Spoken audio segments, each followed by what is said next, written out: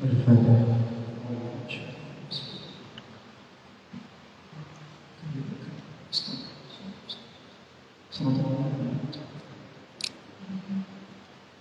بسم الله الرحمن الرحيم. السلام عليكم ورحمة الله وبركاته. الحمد لله رب العالمين، والصلاة والسلام على أشرف الأنبياء والمرسلين سيدنا ومولانا محمد وعلى آله وصحبه وبارك وسلم أجمعين. اللهم صل على سيدنا محمد الفاتح لما أغلق والخاتم لما سبق ناصر الحق بالحق والهادي إلى صراطك المستقيم وعلى آله حق قدره ومقداره العظيم. أما بعد.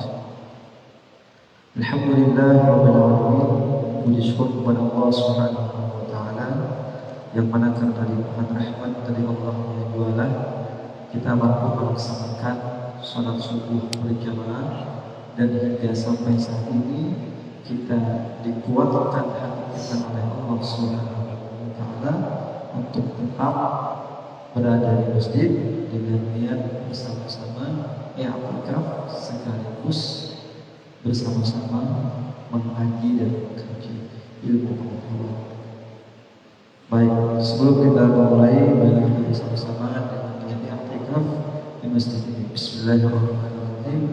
Ra'aitu man a'takifa fi hadzal masjid sunnatan lillahi ta'ala. Yang sama-sama kita hormati Kiai Muhammad Masrur dan juga ayahanda kita, bunda kita, kakanda ya, karena beliau masih muda. Oke, Pak Agus Salim. Baik. Mudah-mudahan yang akan baik daripada kita semua, dan semangat yang terus diselarkan oleh para dua orang yang ada di depan saya ini. Mudah-mudahan kita pun juga tertular amin ya rabbal alamin. Baik. Pada pagi hari ini sebenarnya bukan jadwal saya, jadwalnya Ustaz Syakur. Saya besoknya ya. Tapi tidak apa-apa, mudah-mudahan tidak memulai daripada pengajian kita pada pagi hari. Baik. Dan mudah-mudahan kita bisa selalu istiqamah mengerjakan amal ibadah, khususnya apa yang telah kita lakukan pada bulan ini. Mudah-mudahan senantiasa bisa berlanjut sampai dengan Ramadan terakhir. Amin. Allah Subhanahu wa taala berfirman di dalam Al-Qur'an, "Innama ya'muru masajidallah man amana billahi wal yawmil akhir."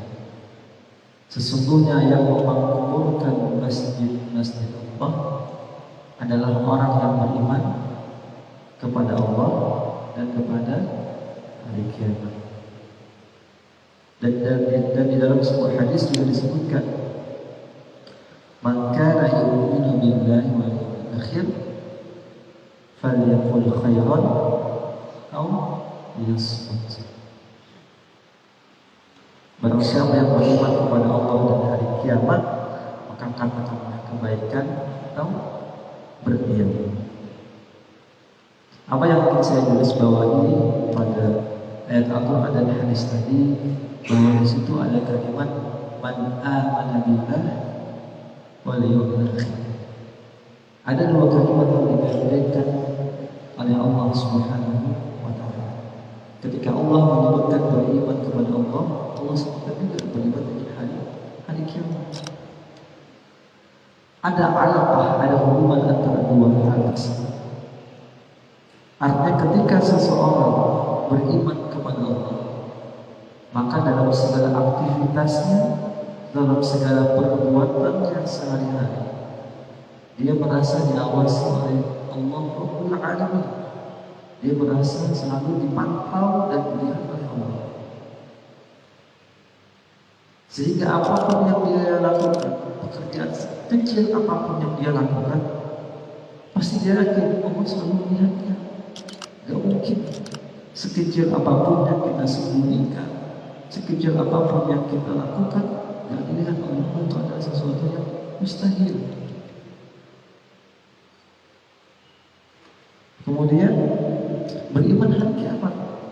Ini juga menunjukkan bahwa apapun yang dilakukan oleh hamba Allah, entah itu baik, entah itu buruk, pasti akan mendapat balas.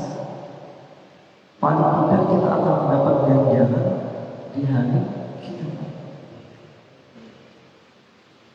Makanya di dalam kehidupan ini, ketika kita sudah meyakini beriman kepada Allah Subhanahu wa Ta'ala dan beriman dengan hari kiamat, maka perlakuan kita atau tindak tanduk kita di dalam kehidupan sehari-hari perlu kita jaga.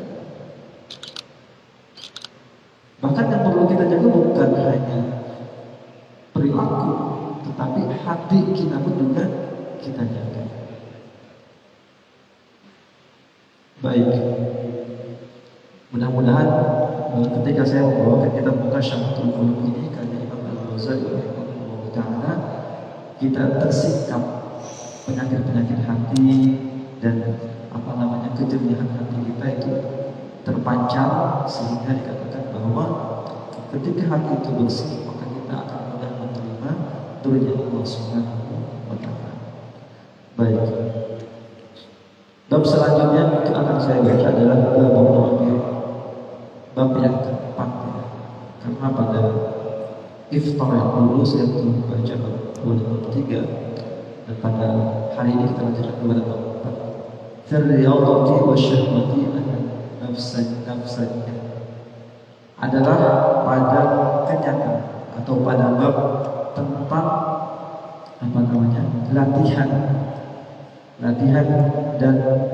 latihan dan syahwat nafsu. Kalau dikatakan kita mengenal bahwa namanya murid ya, kalau siswa kan disebut juga murid. Jadi dulu kiai kita di sana bilang Sa'id namanya, bahwa murid itu dikatakan adalah itu adalah mujahadah. Yang namanya kita talabul ilmi, atau siapapun orang yang ketika dia merasa itu dan dia ingin memperdalam ilmunya, maka yang harus dia lakukan itu adalah mujahadah. Beribadah juga perlu mujahadah, beribadah ilmu. Kemudian ada namanya dia Allah.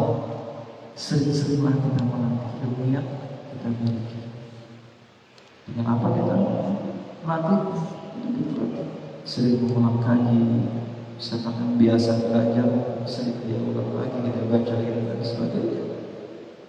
Kemudian ya beri, ya itu adalah yakin dengan apa yang disampaikan.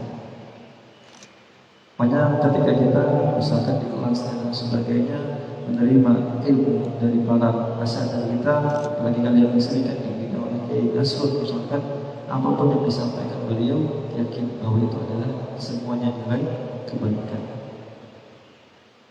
Dan kemudian tentunya adalah dawam, senantiasa dan istiqamah. Karena dikatakan bahwa al-istiqamah khairun min alfi karam. Orang istiqamah itu adalah orang yang konsisten di dalam hidupnya melakukan kebaikan. Kebaikan ya, jangan istiqamah melakukan kejahatan. Baik, Allah Subhanahu wa ta'ala di dalam kitab Muqasyamatul Qulub ini mengatakan kepada Nabi Musa, mewahyukan kepada Nabi Musa alaihissalam, ya Musa, in aradta an akuna aqrabu ilaik, wahai Musa, jika engkau menginginkan aku lebih dekat atau semakin dekat dengan engkau, min kalamika ila lisanik, lebih dekatnya Allah daripada dengan Nabi Musa itu dikatakan bahwa min kalamik ila lisanik, daripada perkataan kau dengan lisan kau. Ayo bayangkan perkataan dengan lisan, otomatis kan ketika orang itu berkata pasti lisannya bergerak, sangat dekat sudah. Ini dikatakan lebih dekat daripada perkataan dengan lisan. Kemudian wa min waswasatil qalbika ila qalbika. Nah, dan dari geretek hati, dan dari geretek hati kepada hati engkau. Geretek hati itu kan berada di hati, dan hati kita lagi. Wa min ruhika ila badanik, dan lebih dekat daripada ruh dengan badan kau. Bayangkan, kalau ruh nggak ada badan, mati. Ini lebih dekat daripada itu. Kata Allah Subhanahu wa taala kepada Nabi Musa, wa min nuri, dan daripada cahaya mata kau, dan daripada penglihatan kau dengan mata lebih dekat, dan daripada pendengaran kau dengan telinga kau. Fa'aktsaru as-salati 'ala Muhammadin sallallahu alaihi wasallam, maka perbanyaklah salawat kepada baginda Muhammad sallallahu alaihi wasallam. Perbanyak salawat. Makanya kalau kita melihat dia pada torekat Hijaiyah itu dikatakan bahwa amalan dari Hijaiyah itu dia biasanya adalah pagi dan sore itu baca istighfar 100 kali, kemudian tahlil la ilaha illallah 100 kali, dan sholawat juga 100 kali. Bayangkan dikatakan oleh Allah Subhanahu wa taala yang merasa lebih dekat daripada ruh dengan badan, daripada pendengaran dengan telinga, dan penglihatan dengan mata, daripada perkataan, maka berbanyaklah salawat kepada Rasulullah 100 kali, atau lebih banyak lagi 500, atau lebih banyak lagi itu 1000 kali. Apalagi ketika kita masa hidup di dunia ini, karena banyak para ulama dulu sering mengamalkan salawat. Apalagi ketika kita menuntut ilmu, perbanyak salawat. Karena yakinlah bahwa Allah Subhanahu wa taala dikatakan lebih dekat dari ruh dengan badan. Jadi kalau orang itu banyak salawat, yang mungkin dia merasa hidup ini susah, karena dia merasa Allah selalu dekat dengan dia, dan Rasulullah itu selalu ada di hatinya. Baik. Dan ketahuilah ayuhal insan, dan nafsu al-amaratu bis-su', sesungguhnya nafsu amarah. Nafsu amarah. Jadi babnya tadi kan bab tentang latihan. Nafsu amarah itu bis-su' itu dia nafsu yang menyuruh kepada kejahatan. Dia ada laka, dia adalah musuh yang besar bagi kamu. Min iblis, daripada iblis. Nafsu ini adalah musuh yang terbesar, atau musuh yang lebih besar daripada iblis. Makanya Rasulullah ketika ketika umat Rasulullah, umat Islam masa itu menang pada satu perang, kemudian kata Rasulullah, jihad kita yang terbesar itu adalah jihad melawan hawa nafsu. Kenapa dikatakan itu lebih besar? Melawan musuh itu bisa melihat, melawan hawa nafsu melawan syaitan bisa aja kita baca auzubillah ya, tapi yang namanya hawa nafsu itu cuma kita yang bisa mengendalikan. Malas nafsu, maka kita harus sering latihan bagaimana nafsu ini bisa kita kontrol dan bisa kita atur, jangan sampai nafsu yang mengatur kita.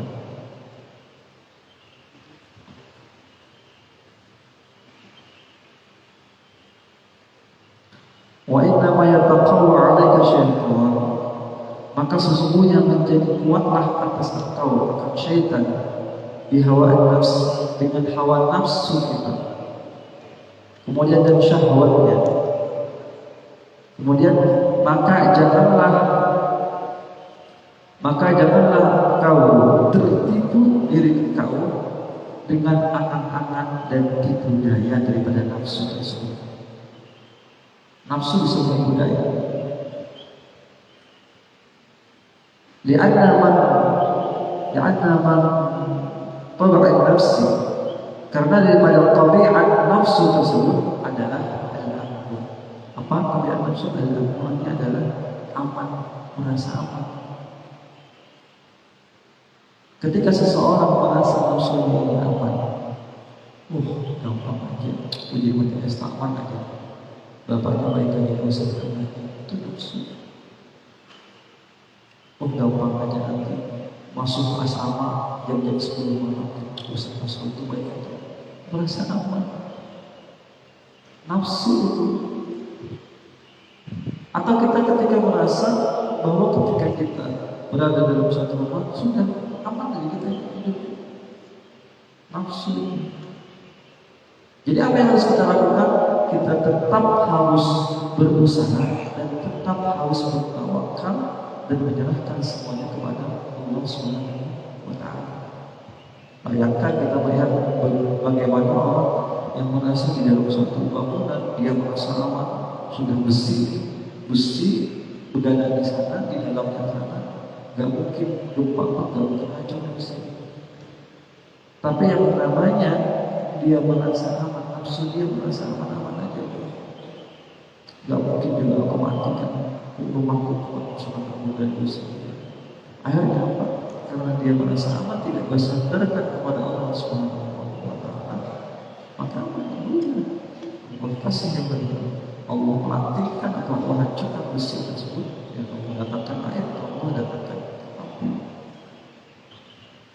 Dan tabiat daripada nafsu lagi adalah ghaflah, lupa. Sering lupa dengan nikmat Allah. Merasa banyak belajar, ini semua usaha karena kita yang kuat. Coba kepada dia. Kan kau mau minta.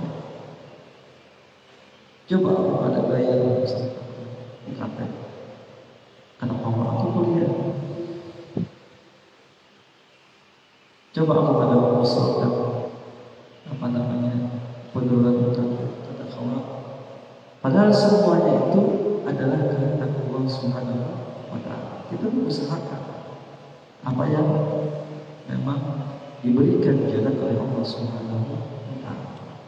Jangan merasa apa yang kita lakukan selama di dunia ini, itu perbuatan kita. Kita lupa dengan Allah sampai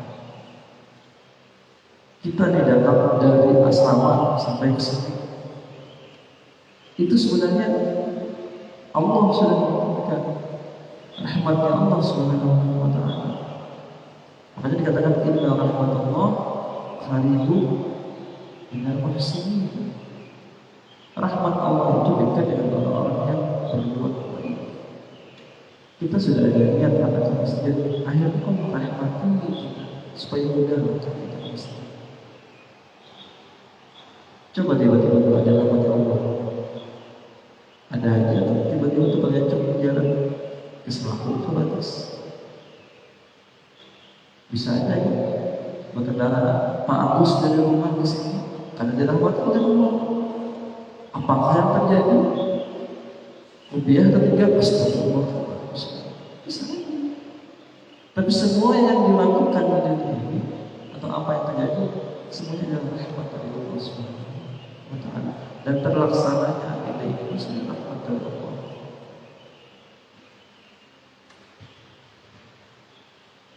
Dan tabiat nafsu lagi adalah rohan. Roh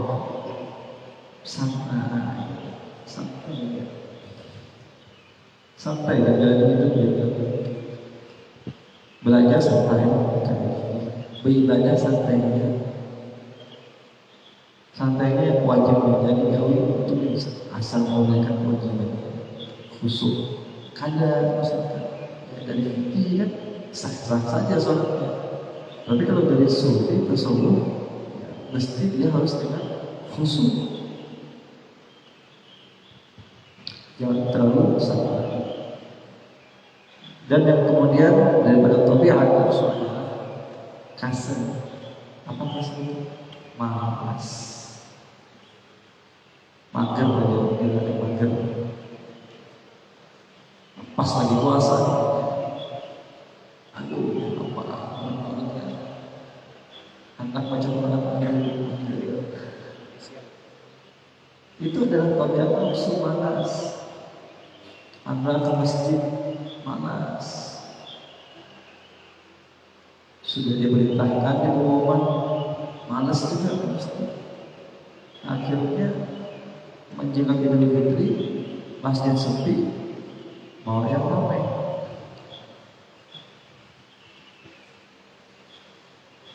Malas ke masjid, ya Allah, jadi baca Quran malas, baca buku malas, sedekah malas.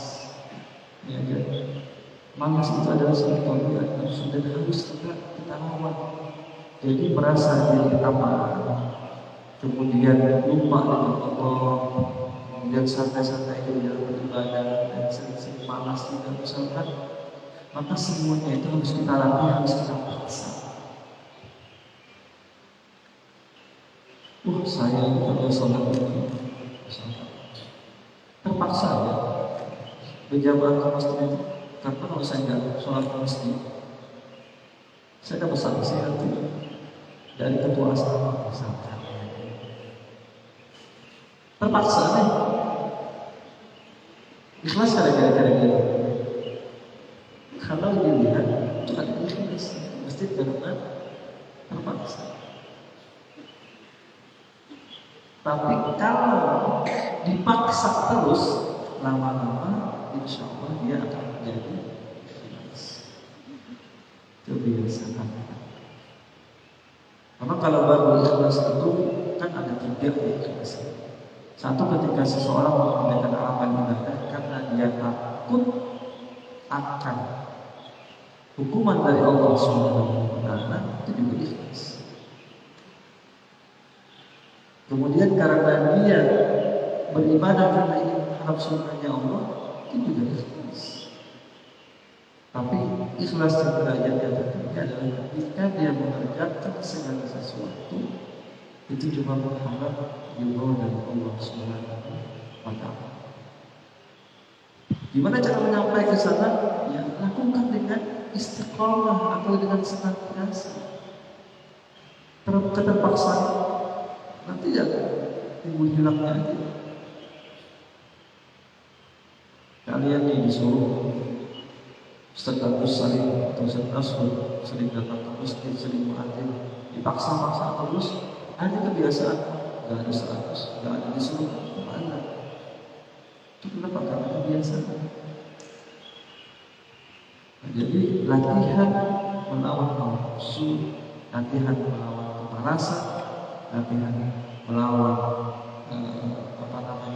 lupa dengan Allah Subhanahu wa Ta'ala, itu berarti harus kita latihan terus supaya lupa dengan Allah, kemudian malas, kemudian merasa kita yang buat diri kita aman, itu pun akhirnya hilang. Baik. Waktu bersyai'in idha guru. Nah, dan segala sesuatu daripada merasa aman dan lupa itu adalah tipu daya. Wa idrodi ta'adha, dan jika engkau merasa layak saja hal tersebut kepada diri engkau, ya kan, dan engkau mengikuti daripada perintah nafsu tersebut, halakta, maka engkau akan apa halakta? Akan binasa. Masa kuliah, masa belajar, masa hidup, panas-panasan. Nanti ya udah teman-teman kalian pintar, masih aja kita kayak gitu. Kenapa? Karena mengikuti hawa nafsu. Baik. Kemudian di sini, wa idza tafakkara al-'abdu fima madha, dan apabila memikirkan oleh seorang hamba fima madha, apa yang telah terjadi di dalam hidupnya, min umrihi, daripada umurnya, fi talab al-akhirati, pada perkara tentang menuntut akhirat, karena ada tafakkur wasal al-qalb, sesungguhnya tafakkur tersebut dia membersihkan hati. Nah, jadi bertafakkur kita sudah mengajarkan apa, ibadah kita sebenarnya apa, muhasabah diri berapa, amalan yang telah kita lakukan. Dikatakan bahwa qala sallallahu alaihi wasallam tafakkuru sa'atin khairun min ibadati sa'at. Bertafakkur saat sebentar saja kan, itu lebih bagus daripada ibadah setahun. Karena ketika kita bertafakkur apa yang pernah saya lakukan kemarin, mau tidak mau ketika kita melakukan, ketika kita bertafakkur terhadap hal tersebut, akan muncullah semangat kita untuk melakukan kebaikan lagi seterusnya. Maka faya bagi lil aqil, maka seyogianya bagi orang yang berakal yaitu bagi al-jurul al-bahdiyah, seyogianya dia bertobat kepada Allah Subhanahu wa taala daripada dosa-dosanya yang terdahulu. Kemudian dia memikirkan daripada anak-anaknya, jangan terlalu banyak menghayal. Menghayal jangan terlalu banyak. Aku diberi kejikan tinggal itu yang itu menghayal. Berusaha itu adalah sesuatu yang memang harus kita lakukan. Jangan banyak menghayal, boleh menghayal. Apalagi namanya anak masuk surga menghayal, sembahyang ada, sembahyang ini aja, pikir ada, itu namanya menghayal. Nah, maka daripada latihan untuk mendapatkan hati yang hidup dan untuk bertambahnya keimanan kita kepada Allah dan mendekatkan kita kepada Allah, maka sebagaimana yang disusunkan di sini, pertama adalah perbanyak bersolawat kepada Rasulullah Shallallahu Alaihi Wasallam dan juga selalu berserah kita dengan Allah dan jangan kita lupa dengan Allah. Perbanyaklah berzikir, baik itu la ilaha illallah, kemudian seandainya tidak mampu kita mau bervariasi baca Allah, ya kan? Kalau misalkan dikatakan ini di dalam kalangan sufi, buku yang penting kita semuanya disandarkan kepada Allah Subhanahu wa taala. Yang sampai kita katakan la ilaha illallah, tapi yang kita sandarkan bukan Allah. Ya kan? Apalah artinya kalimat kalau kita salah menggunakan? Saya mengatakan Pak Agus, tapi bukan Agus di awal maksudnya. Kan beda. Salah atasnya. Ketika engkau mengatakan ya Allahumma shalli ala Muhammad, ya Muhammad, ingat Muhammad Nabi dan Muhammad Rasulullah. Ingat, makanya di dalam berpikir perlu diresapi. Ya. Kemudian tadi jangan sampai lupa dan sedanglah kita bertafakkur atas apa pekerjaan yang telah kita lakukan sebelumnya menjadi semangat kita untuk hari-hari ke depannya. Berapa menit lagi? Boleh ya? Oke. Kita tanya jawab sebentar ya 5 menit. Mudah-mudahan apa yang saya sampaikan bisa bermanfaat, bisa dipahami kepada semua. Baik, terima kasih Ustaz. Selanjutnya yakni sesi tanya jawab. Untuk sesi tanya jawab akan kami berikan kesempatan kepada dua pertanyaan. Pertama, yang ingin bertanya kami persilakan.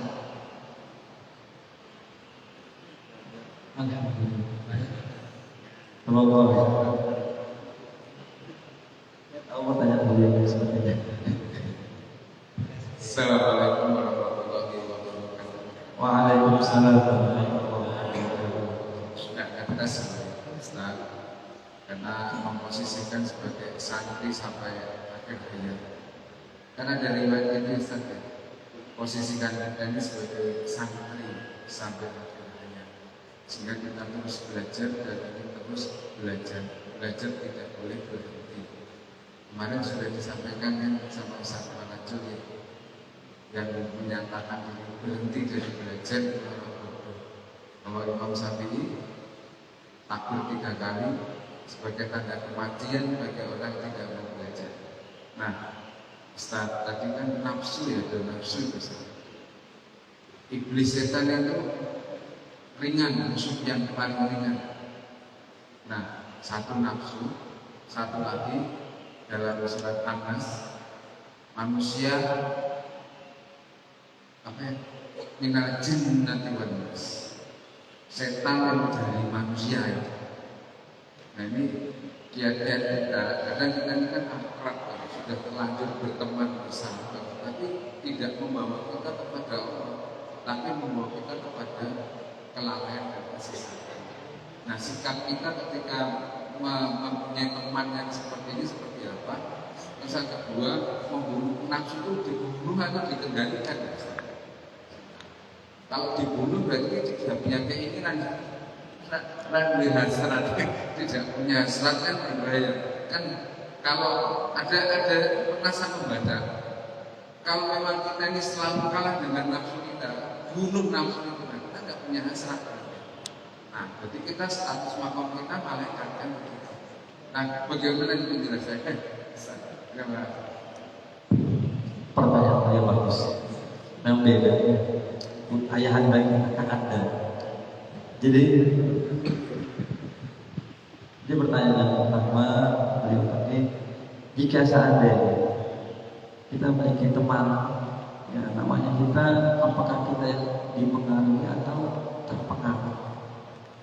Maka yang bisa mengukur itu mungkin adalah diri kita sendiri.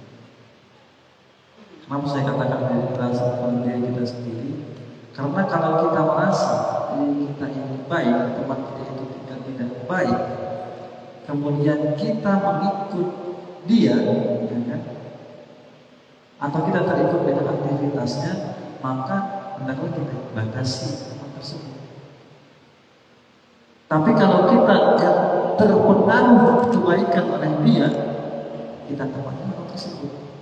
Berarti pada saat ini kita tidak berhasil mempengaruhi dia, maka hendaknya kita jaga jarak. Mungkin ada orang lain yang lebih tepat. Makanya dikatakan memilih teman itu tergantung situasi. Kenapa saya katakan tergantung situasi? Kalau kita memang layak dan kita yakin tidak akan terpengaruh, ya kan? Tapi maka kita temani orang tersebut, kita pengaruhi dia, kita dakwahi dia dan sebagainya. Jika misalkan dia mengikut, berarti kita berhasil mempengaruhi. Tapi kalau kita malah yang terpengaruh, berarti hendaknya kita hindari. Karena di dalam pertemanan, di dalam hidup itu ada dinamika, ada semuanya. Saya sudah sering menyebutkan di mana-mana. Yang pertama, ketika kita berdakwah atau kita menasihati orang atau dan sebagainya, harus dengan ada trik and trick teknik.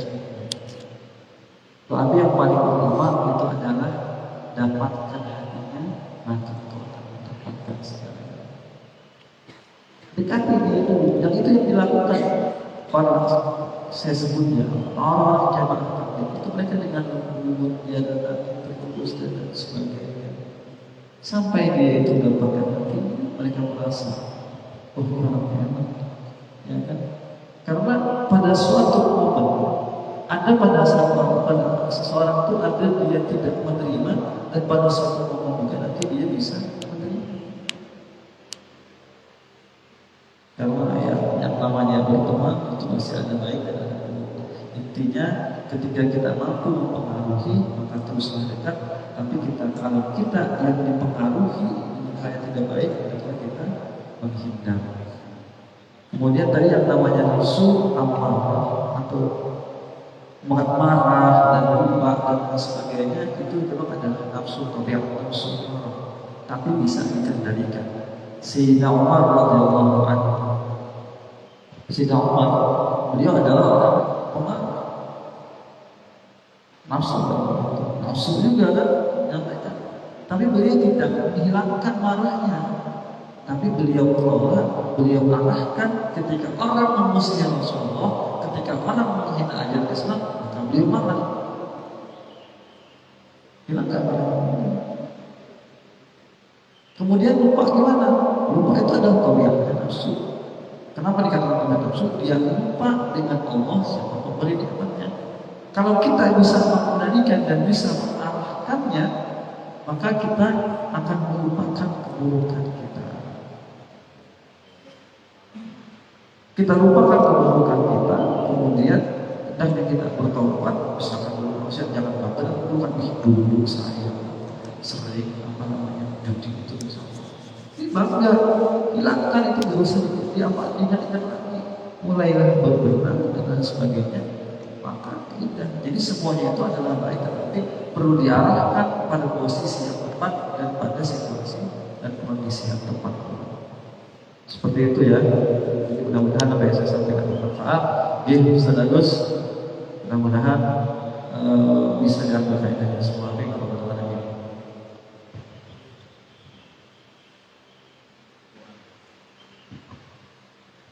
Baik, terima kasih atas jawabannya Ustaz. Kemudian doa yang akan dipimpin oleh Ustaz Ibnu Khaldun, waktu dan tempat kami persilakan.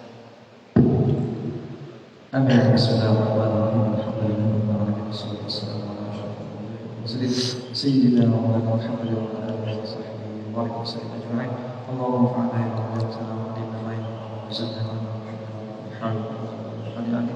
Allahumma rahmatullahi wa barakatuh. Subhanallahi wa bihamdihi العالمين بارك اللهم لنا يا الله في حياتنا ووفاتنا واعمالنا وقضينا وعلمنا وكل شيء فينا يا فتاح يا رزاق افتح لنا فتوح العافيه وامتحنا بالخير والرحمه والبركه وابواب العافيه ربنا اتنا في الدنيا حسنه وفي الاخره حسنه قنا عذاب النار صلى الله عليه وسلم محمد النبي وعلى اله وصحبه وسلم الحمد لله رب العالمين.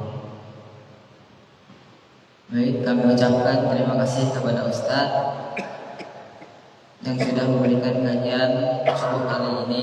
Semoga